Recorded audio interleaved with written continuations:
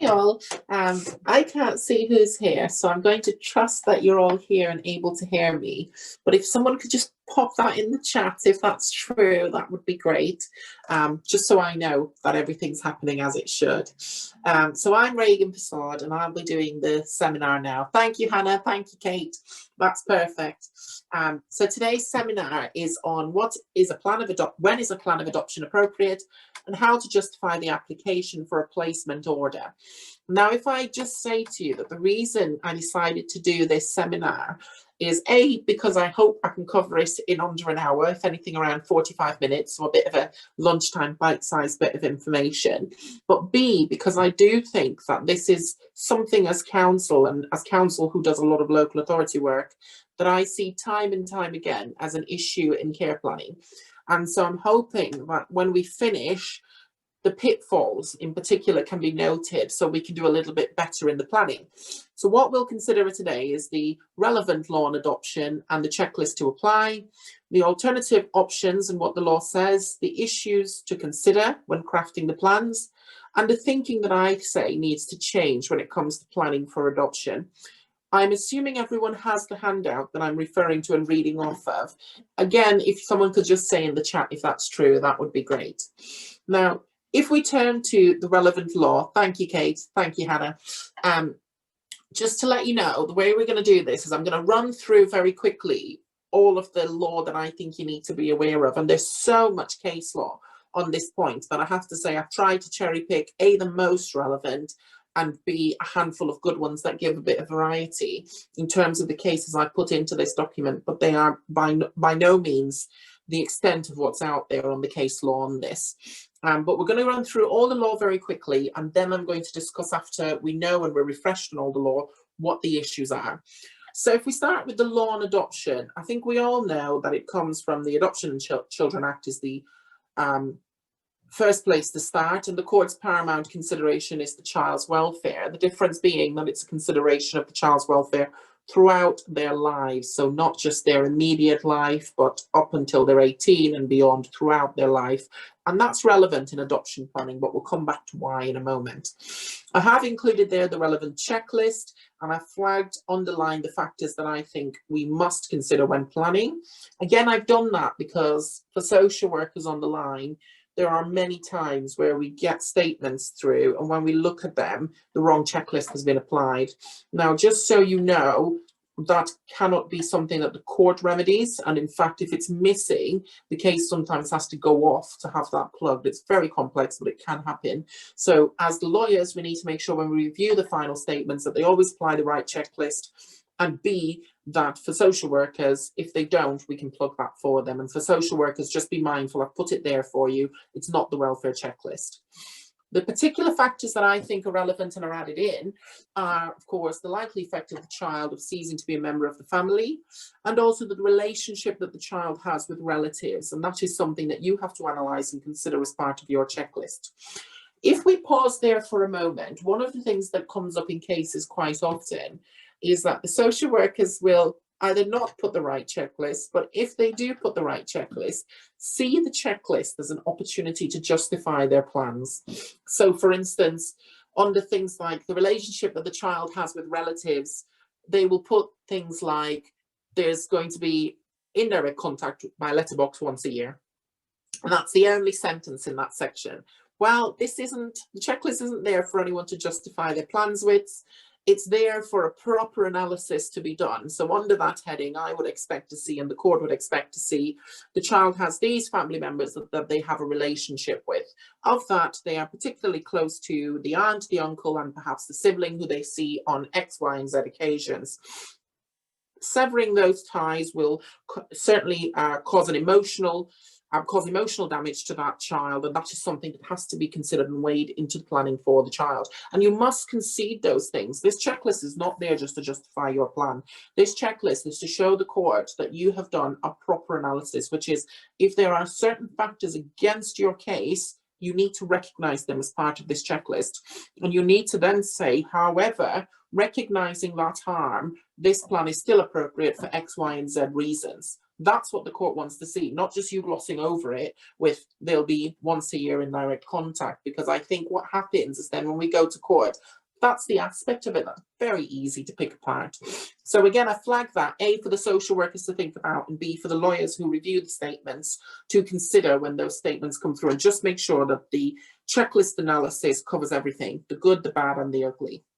So if we turn to the case law briefly, I'm not going to spend a lot of time on this because I think you all know this. REBI and REBS, they're sort of your baselines for starting on adoption. Nothing else will do. Extreme thing of last resort. We know those words. Child's interests are paramount. The court can't lose sight of that. And there you see I've analysed an analysis of the pros and cons. So the good and the bad must be in the final social worker statement. The court must consider, and this is relevant, all of the available options. Pausing there, if we turn to another pitfall that I flag, and I flag all of these so we can think about it when we plan. I have seen many assessments, parenting assessments, sibling assessments, relative assessments that go, and for these reasons, the mother can't care for the child, therefore it's better for the child to be adopted. Or therefore a plan of adoption is appropriate for this child. And there is a jump, and I call it almost a dangerous jump, a jump from if a family member can't do it and the child is, say, under 4, adoption is the right plan for them. And we must deal with that, and I must flag that as one of the key reasons why placement orders don't get granted, in my experience, and when I run these cases before the court, because what the law says is that there has to be an analysis of all of the available options. And a jump from mom can't do it, therefore adoption is the right plan is not appropriate. There needs to be an analysis of, well, can a relative do it? Can long-term foster care meet this child's particular needs? Are there reasons why long-term foster care might be more appropriate, even for a 2-year-old? Even for a 2-year-old, and I suspect the social workers on the line are going, oh, no, even for a 2-year-old, as opposed to adoption. And if you are planning for any child and you want to say, no, adoption is right, you must grapple with that. You must say, mother can't care. I've looked at the family. These family members are the ones put forward, can't care. There's no one else suitable. I have considered foster care, and foster care would offer this, this, and this, but it is not right for this child for this, this, and this reason, therefore adoption. And if you do the leap from mom can't care to adoption in the documents, then that gets pulled together in court, pulled apart in court. I've seen it, for instance, in a very recent case I did, in a sibling assessment where the social worker concluded, and it was a good assessment, but she concluded the sibling relationship is not so strong that they couldn't survive living together, being separated from each other, not living in the same home. And then she went on to say, well, therefore adoption is the right plan. Can anyone already see a flaw in that thinking? I'll pause for a moment, see if anyone's got something they throw in the chat. So she goes, sibling relationship is not so strong that they need to live in the same house, therefore adoption would be the right plan. No one. Okay, so if I tell you what the issue was and why it really got taken apart. Oh, actually, there are 18 messages in the chat. So I'm saying no one, and maybe you've all written to say, Reagan, we know exactly what you're on about. Shut up. No, you haven't. Okay. The flaw in that is, well, there are a few things. If the siblings shouldn't or isn't, okay, so it says, it doesn't consider foster care and separate placements.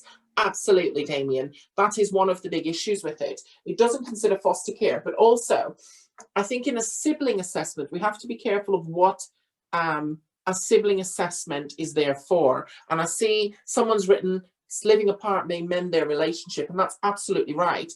But if you were doing a sibling assessment, you're looking at really, aren't you, the nature of their relationship, what kind of options do they need available to them in the long term, how would that impact on the sibling relationship, and how important is the sibling relationship as part of the overall planning.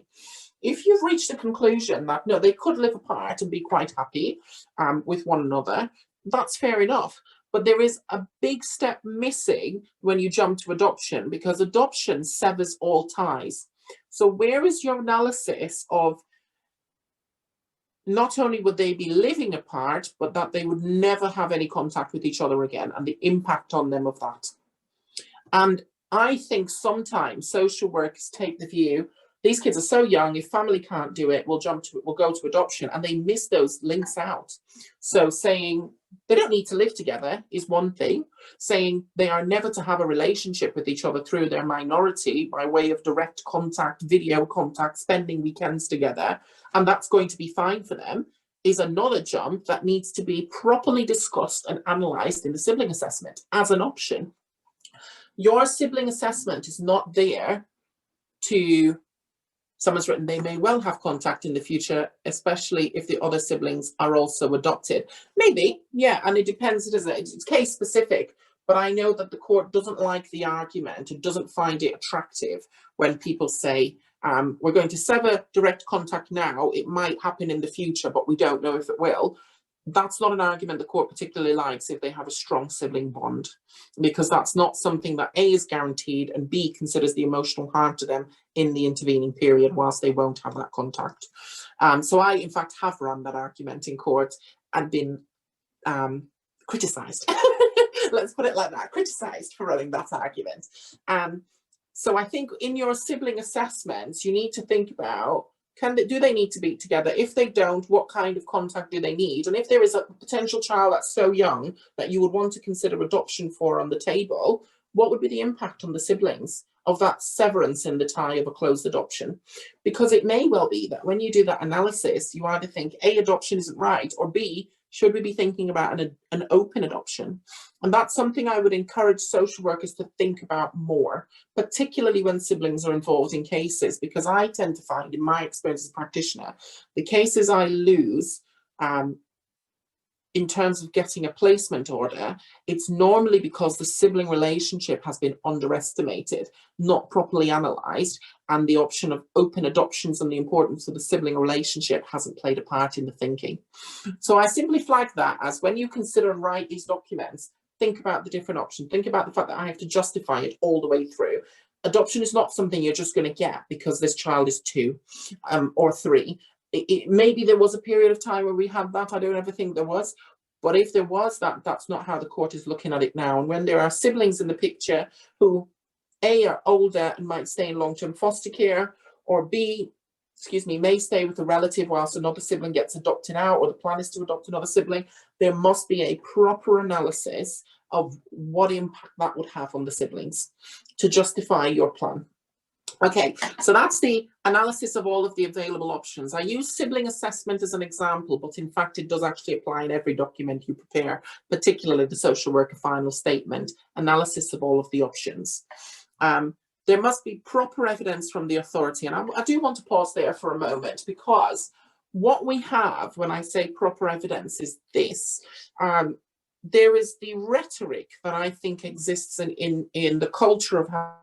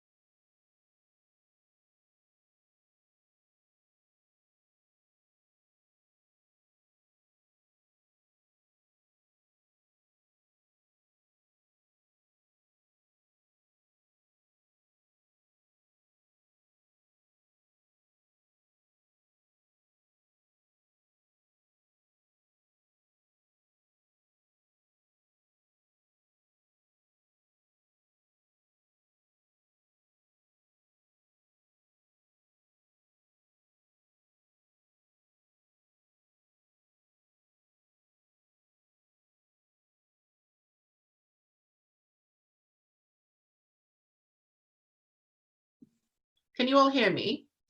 Can someone just stick in the chat if you can hear me? Yes, I'm so sorry about that. I just kind of got thrown out mid-thought. So I'm back now. I'll try and catch where I was. Let me think, what were we talking about? Can someone remind me what was the last thing we were talking about? I'm just looking down the handout to remind myself. Siblings, yeah, I finished the siblings. We're talking, oh, that's it, proper evidence. That's what I was on about. Yes, thank you.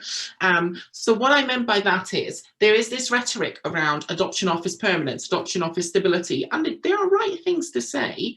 But I do think that when it comes to going under scrutiny, there are many counter arguments against that. Adoptions break down. Actually, long-term foster care is another option for stability, which we all know it has to be, because a lot of children do end up having to go into long-term foster care. That is their permanence. It might not be ideal, but it is another permanence option. And we have to be careful, therefore, when we use that language.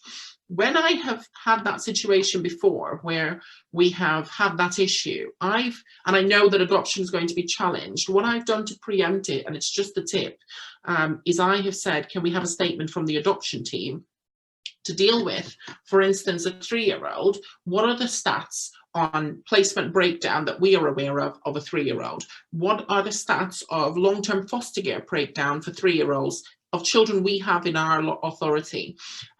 What do we know about how children at 3 settle in to adoption plans, into long-term foster care plans, from our own experience as an authority, from the long-term foster care team, from the adoption team, and from the social worker if she has that knowledge? And sometimes when we then stand up in court, if we can get that information ready and say, look, this is our personal experience of it, this is what we know happens, and this is why we say adoption is your permanence plan, adoption is your option for stability, that carries a lot more weight than just saying those words. And I flag it because I link it back to the need for proper evidence. Stability and permanence in adoption, they're very useful things to say. They are good points to make to the court. But if you can back them up with proper evidence, they go a lot further. And that is why I say that is an option. Now, I know in some of the authorities, they say we don't file statements from adoption. And sometimes you have to work around that with the social worker gathering all of the information and putting it into a statement. It's not ideal, but it might be the way you have to do it. But I would say in the first instance, try to get it from the source, from the person who knows well about this, to justify it. What if statistics don't support the plan, but plan of adoption is best for a child? Well, it's how you put your case. If stats may not support that, then don't put it in unless someone requests it. But you still then need to reason it in other ways and explain what it is. Some ADMs don't like submitting that kind of evidence, as they view it as the court or the LA engineering placement plans. And a statement as to how many potential matches available and timescaling for matching. Yeah, that might be right. Some ADMs might not view that as appropriate, but then the ADMs have to accept that they run the risk of not putting all the evidence before the court that may have helped their case. And I think that is the point you will have to make to them. I know exactly what you mean.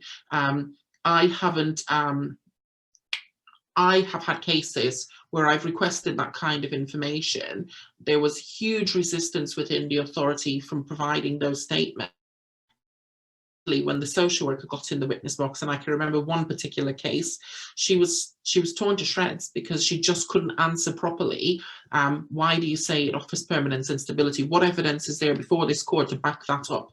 You cannot just say those things without justifying them. What evidence do you have before this court that that is a right plan that will offer permanence? How do we know that that will happen in this particular case? If she had those stats before her, she could very easily go, we never know what the future is going to hold, but looking at the statistics, looking at experience and what it is teaching us about what's going on at the current time in this authority, this is what we know.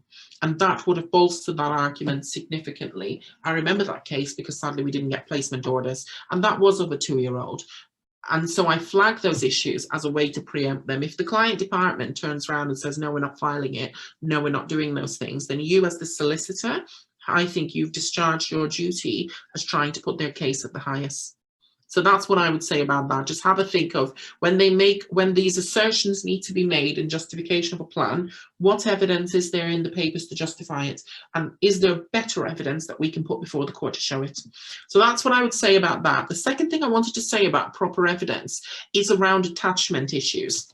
And this perhaps links back to the sibling relationship. We've all had that case, I'm sure, where this child is borderline 3 to 4, and then the arguments start being raised. This child knows their identity. This child knows who they are. This child has a strong sense of identity, and it will be emotionally damaging for them to go into a closed adoption setting.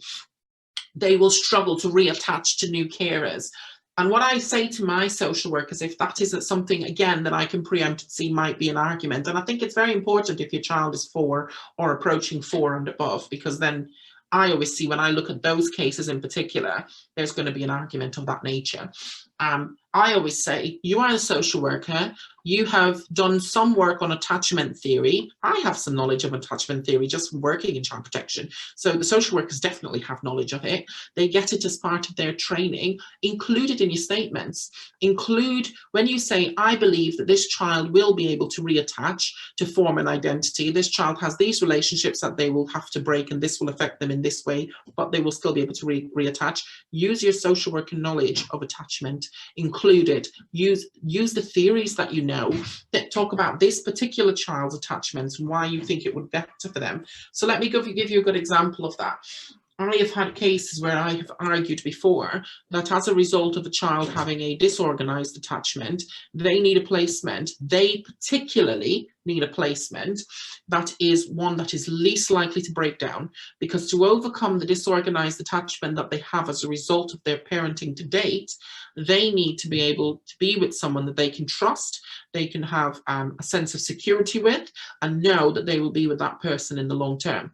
Therefore, a plan of long-term foster care would not be right, because the statistics are higher for placement breakdown. The judge said to me, I agree with you entirely, Ms. Persaud, and I think that's right. The problem is your social worker hasn't addressed that in her evidence, and so what you say is not evidence before this court.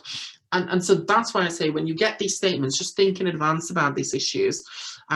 Make sure that if you can see that coming up about the sense of identity and will they be able to reattach, get the social worker to put it in a statement. She's not an expert in the way that a psychologist is, but she is an expert in the sense of she has training and education in attachment theory to a certain level. Just to say that Core and Bath have recently written about using attachment theory in a simplistic way, so needs to be more nuanced and child specific. Yep, that's absolutely right. Thank you, Seamus. And that's quite useful for everyone to know as well. Oh gosh, I've just had something say my internet connection is unstable. Can you all see me and hear me, or have I just broken again? You can see me and hear me. Yes, wonderful. Thank you. If I break, I'll just let me know. So that is the proper evidence that you need to be before the court. And I flag this specifically, well, for the social workers, but I think evidence is something that lawyers think about more. Certainly I do. So when you get those final sweats and you know that there's a plan of adoption and there are these issues, and you know what the counter arguments might be, just think about, has a social worker addressed that? Have they addressed that and dealt with it? A, in the application of the checklist, but B, generally in the statements, in the assessments. Look at things in the parenting assessments like, have they gone, mum's out there for adoption? If that sentence is in there, wipe it off. It is not an appropriate sentence. You cannot, in a parenting assessment of mum, decide if mum can't do it, it's straight to adoption. You need to analyse the options in between. That's not how we think. We don't jump from one to the other. It's one extreme or the other. We won't do that. So you take that sentence out. So I'm flagging these pitfalls because when you go before the court, there was an argument that I've run for a parent myself quite successfully, to say this authority has not considered all of the options. Their opinions cannot be trusted because from day one, they always had a plan of adoption. Please look at the parenting assessment of mother completed 6 months ago before their planning even started. They had a sentence in there saying if mum can't do it, it's adoption. Therefore, they've always wanted adoption. Don't trust what they're saying.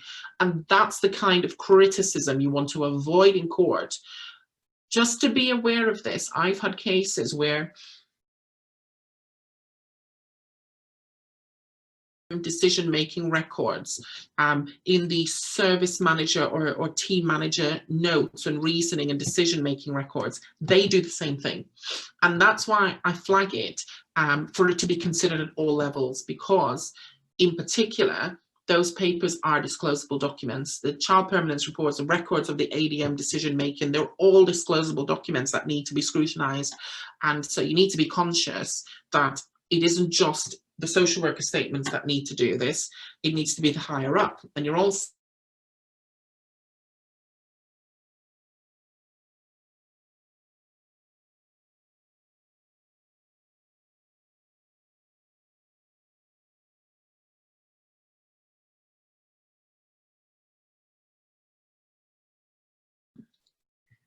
I'm so sorry, guys. I just got thrown out again. Can you all hear me again? You're back. Wonderful. I was just talking about the fact that all of the paperwork can be scrutinized, including the planning paperwork when it comes to adoption. So records of ADM decision-making, records of the team manager's decision-making and reasoning, service manager decision and reasoning. All of that can be scrutinized if requested. And if they're looking to scrutinize it, that's what they're looking for. They're looking to see that this local authority just decide from day dot that adoption was right and never considered all of the other options. So it is a thinking and a change that needs to be done all the way up. And we have to be careful of what we put pen to paper to in terms of our reasoning. They need to be properly justified. And you're going to say to me, well, how can I, Reagan, as the social worker on the ground or the solicitor on the ground, make sure, yes, that's right. That's absolutely right. I've seen Georgina's put exactly what I'm referring to, which is you have to look at all strands from remaining with a parent to family member, long-term foster care and adoption. Absolutely, you have to go all the way. You can't keep jumping. You can't do the jump between there's no family member there for adoption. That's the jump in particular I'm referring to. But Georgina's right, you have to do all those levels. The reason I'm referring to that one, family member to adoption, is because that's the one that comes up more often, in that they skip long-term foster care as an option. And you're going to say to me, well, how can I make sure that the ADM record of decision-making reflects that they didn't do that? That's not my place to do. Absolutely. But I'll tell you how you do that. In my experience as an advocate and someone who has worked in-house at a local authority, the ADM records and the thinking process that the team manager adopts, the service manager, the ADM adopts, tends to be whatever the social worker puts in the statement. So if the social worker makes the jump, the team manager will make the jump in their reasoning. The service manager will make the jump. The ADM, when they look at the papers, may well just copy and paste sections of the statement to say this is the reason that I've done it. And actually, therefore, if you nip it in the bud at the ground for the social worker or the solicitor who might get to see it before that it gets that far, you can sometimes change what the reasoning process is and what the reasoning records will eventually show, because you would have addressed that issue early on as an option. And that's the reason why I say just be mindful of it, that if your social worker on the ground says, mum can't do it, therefore adoption, chances are your team manager is going to put that sentence in, chances are your service manager is going to do that, chances are your ADM does it. Someone says, we don't usually see the statement until after ADM, Kate. I feel really bad for you on that one. And maybe that's something that needs to be considered internally, that in fact, if there are issues of that nature, it's better sometimes to get it earlier rather than later. I know every authority does it differently on that front, and sometimes when the social worker does it, you'll get first sight of it, or you'll at least be able to talk to her about it before it goes to flag this issue so she can properly address it in there. I certainly think when it comes to assessments in cases where I think, say at a case management hearing, oh, we're going to have that issue because of the age of the child or because the child has 5 siblings that they're relatively close to, I will give that advice early on as a way of potentially preempting it, that you need to address this properly in your statement. And I know it's hard for the solicitors, because none of these cases that I have done and come up in this difficulty, I've ever said, oh, that's the solicitor's fault. It never is. It's because you get it too late. I absolutely agree with you. And it's fundamentals that need to change in terms of the advice, I think, that's given early on to try and preempt it, but also from social workers understanding this on the ground as well. Okay, so that's in terms of proper evidence, a couple of points to make. I'm going to say you read all of this in your own time. I'm only really covering the bits I highlighted.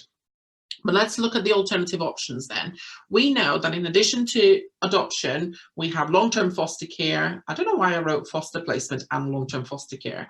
Stranger friend placement. I just wanted to mention that one briefly. How many of us have had a situation where we have a wonderful placement application on the table that the guardian's supporting, and then last minute, dad or mom turns around and goes, I've got this random person who's the cousin of the donkey that my ex had for a little while, and they said that they're going to want to care for my baby. How often does that come? A little bit too often, if you ask me.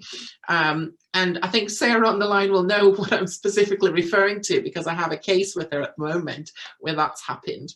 And I do flag it for a few reasons. A, it is something that if it comes forward very late in the day, lawyers, you need to scrutinise. Why has it come forward late in the day? What attachment does this person have to this child? Do they know that it's this child at all? Why would they be suitable carers? And try to bat it off. But if you can't bat it off, and it may well be a credible carer, I think we have to recognise that it is a valid placement option. Even if it's a stranger to the child, but is a relative or a friend of the parent, and can therefore, if positively assessed, promote and support the child's relationship with the family long term, it is better than adoption. And for that reason, we have to be careful when those come forward that we manage them and consider them as well. Family placements, well, again, that would tie in with long-term foster care, and we must consider them. And the last-minute persons coming forward, which I kind of dealt with in stranger friend placement. So what does the law say? Now, there's loads of law here. So again, I'll just bullet points and go through my underlying parts. You must do a holistic analysis of all the options. Well, we've discussed that one at a time, go through each and do good, bad, and ugly. We don't just do parent to adoption, or we don't just use the checklist to justify our plans.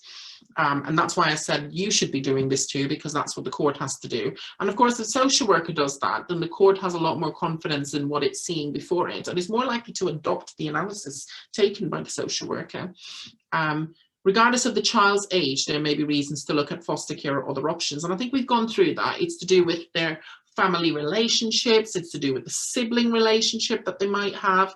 It's to do as well. I've had a very interesting case a long while ago now. But in essence, in that case, we had a 2-year-old and a 3-year-old and a brother who was 12. And we had a psychological assessment because these children had suffered horrific abuse. And the older brother, every time the abuse started to occur, would shield them, would lock them in the bedroom to protect them. If the father managed to get into the bedroom, would make sure that he took the hits instead of the younger two. So when the psychological report came back, it very much talked about the damage that these children had endured and now had as part of their narrative. But he also talked about the fact that separating them would completely mess them up, because for the younger two, they look to that older brother as someone who has been a shield for them, as a protector for them, a safety net for them, their comfort, their support. And for the older brother, he sees it as part of his narrative so ingrained that he has to be there for them. Now, that's not necessarily healthy, but the point the psychologist was making is, healthy or not, it was something that you can't break, or you would damage these children even more. The local authority ignored that report and said because they're 2 and 3, they must be adopted.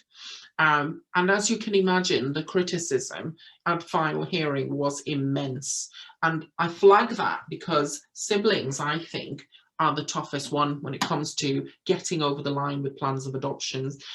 Sibling assessments need to be very carefully written, and sometimes they are written with the plan of adoption already at the back of your mind because the child is 2 or 3 and not properly considering it. And we must consider, is it the right plan? Regardless of their age, is it the right plan for them?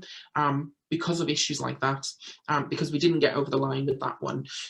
So I flagged that one for you guys to think about when we say, regardless of the child's age, there might be other reasons. I put there may be reasons that adoption is not right, and I put don't rule out open adoptions. Now, a reason I would say don't rule out open adoptions is this.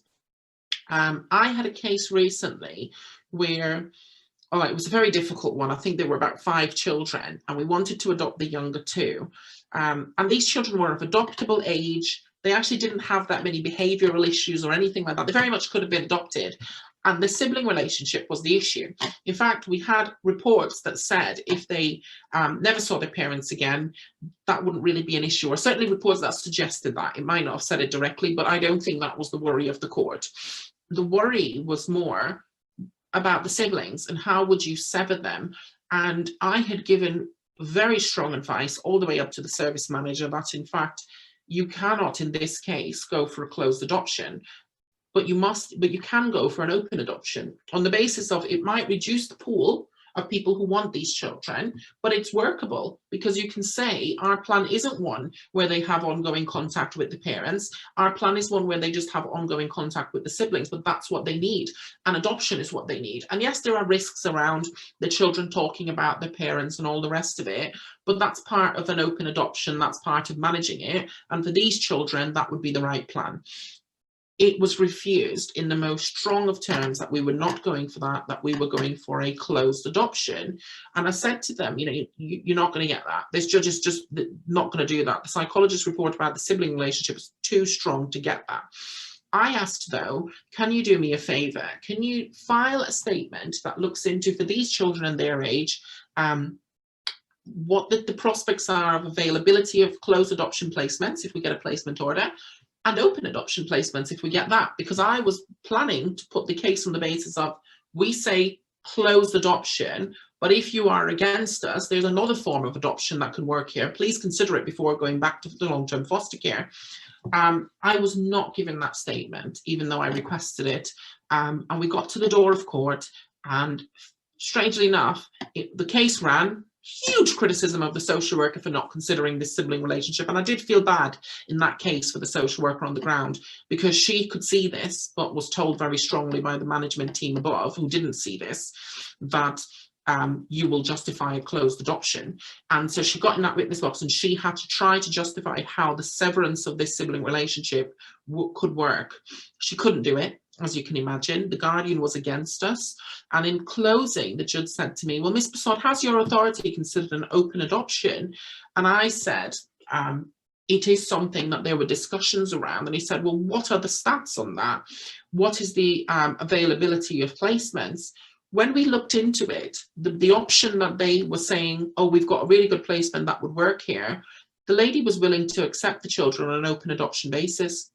And we had not put that before the court because I was dismissed instantly. So it wasn't looked into. When it was looked into, because the judge asked us to look into it, the one placement they really wanted and said, oh, this would probably be a good fit.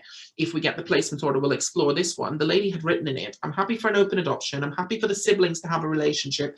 I can manage if they talk about their parents, because I think it's important they understand who their parents are anyway. And she put that in the assessment, the adoption assessment report that you get. I can't remember what it's called now. And all of that was in there. And when I said that in closing, Mum's representative stood up and said, that may be right, but actually the way this local authorities ran this case and what the social worker has said, they're very against looking into that as an option. They're very against the possibility of that happening. So we can't be confident that if you make a placement order, they will consider open adoption. We know what their plan is, closed adoption. Did we get the placement order in that? I'll give you a minute to think about it. The answer is no. Even though the placement we would have gone for would have given them everything they wanted. And I flag that as one of those cases because to me, that was a huge opportunity missed by social care, because an open adoption was the right plan. It might not have given them as much, but even if your pool is smaller, at least you had a pool because you had a placement order. The point is the alternative was long-term foster care. They didn't explore it. Had they explored it, that would have worked fine. They would have allayed the judge's concerns. They probably would have allayed the guardian's concerns. But because they refused to do that, the manner in which we ran the case was criticised, i.e. we were going for closed adoption and undermining the sibling relationship. So you could have no confidence that if you did make the placement order, we would recognise the sibling relationship and only go for open adoptions. And I make that point as a lesson, really, to the social workers listening on the line, and also as maybe a horror story to share back if solicitors have such similar situations. That is something that's happened in my experience. So yes, so think about that. Don't rule out open adoption. Sometimes open adoptions might be the only thing you're going to get before the court as a realistic plan. And if that is the case, an open adoption must be better than no adoption. If your plan really is this kid needs to be adopted. So looking down the rest of this then, I'll leave most of this for you to read in your own time. It's all about proportionality, proper analysis, and all the rest of it. But what I've also done there is included some cases on purpose that I think you can use in justifying any plans long term. So for instance, on page 5, you've got the Re-V case. To the child, it is likely, therefore, to feel different from fostering. Adoptions do, of course, fail, but the commitment of the adoptive family is of a different nature to that of a local authority foster carer. And the reason I put these types of cases in there as well is because they will help the social workers in writing their statements and justifying plans, and they will give legal some points to stick in if their statements come in there are gaps. But all of these basically tell us in a nutshell, all of these cases, that the local authority must be careful in their jumping, in their planning, and must justify and consider every option, and if there is good and bad, spread it all out on the table, but then say why you take a particular view. Oh, I've just seen Emma says I have a similar case to the one you were discussing now. I'm sorry, Emma, I hope that story didn't horrify you. If you look at Re-A on page 6, there was a strong emphasis on the advantages that permanence could be argued to offer via adoption, and a concession that direct contact was in A's interest. The local authority's documentation still lacked critically important considerations of key issues. And that's it, isn't it? Sometimes contact needs to happen. And if it does, that's your avenue for open adoptions. It is growing. It's something that we have to consider. So then if we look to the next session, the issues to consider when crafting, and there I think I've discussed most of the pitfalls, but let's go through them to make sure I have. Look at the reasoning for the throughout the child's life. Now that is important. I've seen that raised as an argument for this. I've seen it raised on the basis that people have said, well, what if 2 siblings remain in long-term foster care and could have a relationship with the family, and this one child gets adopted out, and then when they hit 18, they have to ask the question, why me? Why was I the one that was adopted out while the rest of my siblings were able to stay in the family? Now, I'm not saying that's a good argument, but I'm saying your social worker needs to address that in the statement. So always consider throughout the child's life, what will be the long-term impact of finding out that you were adopted, especially if other children stayed in the family. Think about the relationship with aunts, uncles, grandparents, siblings, how strong those ties are, and therefore will the child suffer harm? Put that in your analysis, and then say if you think, in fact, adoption is still the right plan, that the stability, the permanence, or anything you want to say about adoption outweighs that, but you must grapple with that. Views of siblings, aunts and uncles, the child's sense of identity, which I think we've discussed. I've put there, analyze all options, avoid the dangerous jump in your planning. And I think we've spent some time discussing that.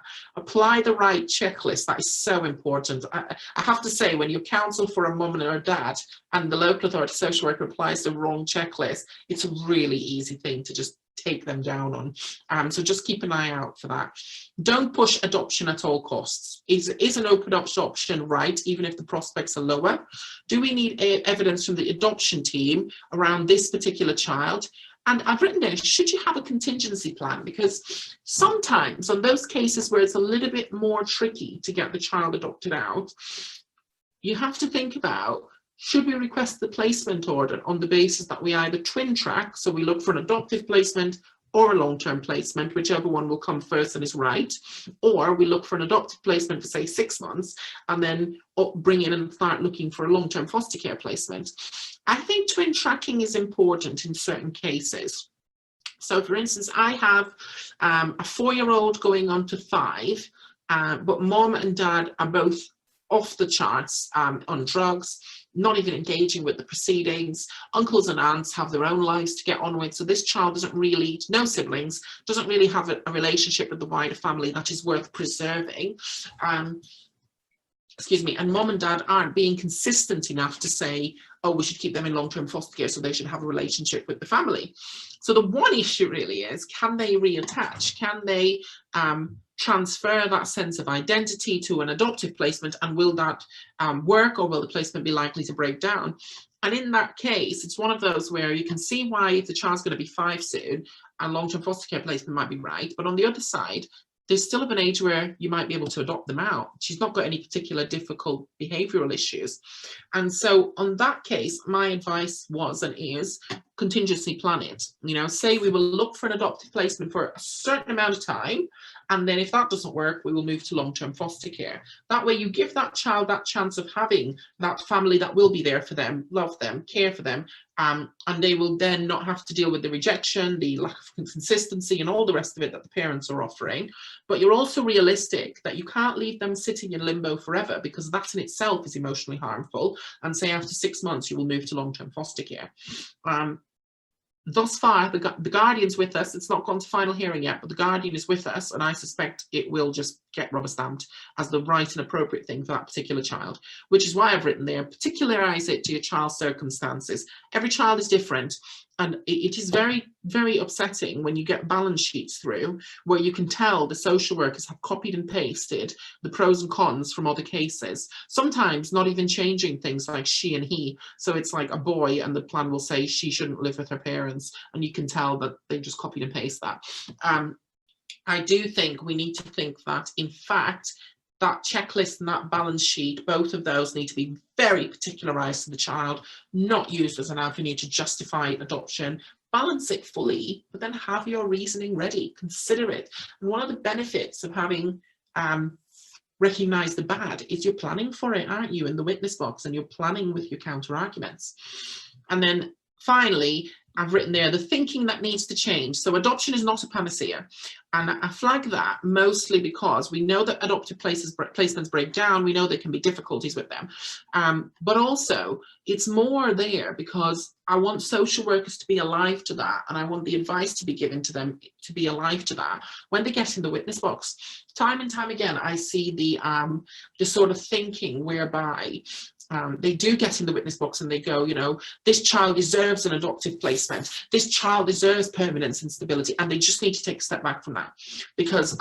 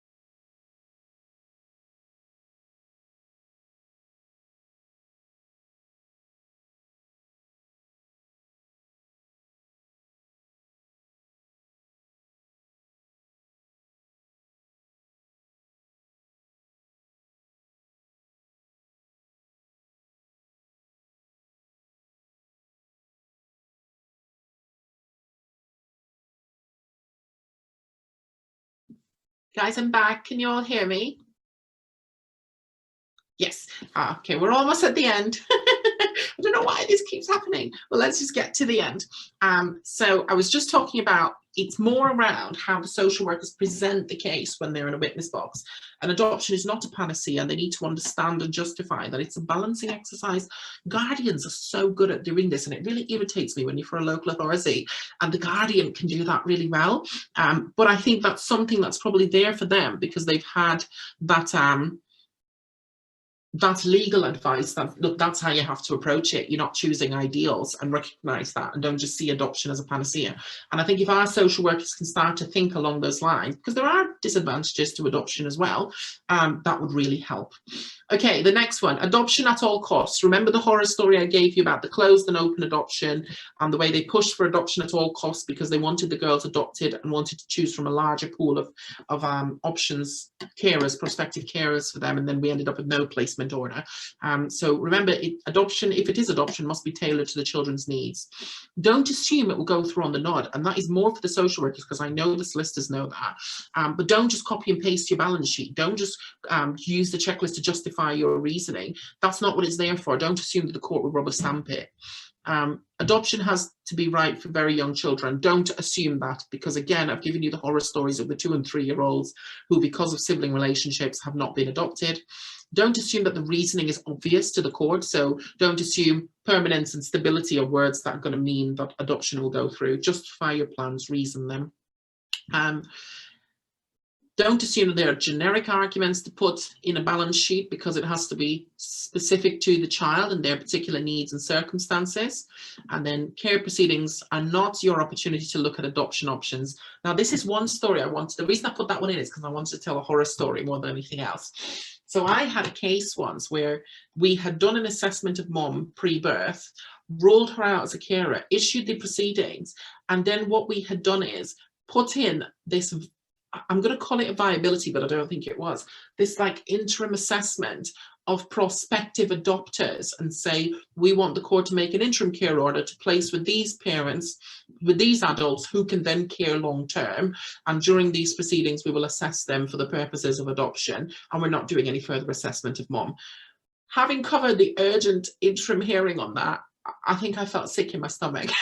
The criticism that I knew was coming its way for the local authority, who had basically asked to use the care proceedings as a way of assessing the adopter. So it took me probably a 2-hour conference to explain the difference between care proceedings, obtaining a placement order, finally placing the child, and then doing the assessment and applying for an adoption order. And so I think just as solicitors, just be alive to that. And most of you will say to me, Reagan, that's obvious, don't teach us that. But I did have to teach that particular solicitor that, so I'm just flagging it, that if you get that kind of paperwork through, just knock it back to the client and make it very clear, this is not your chance to put children up for adoption. That's not what care proceedings are for.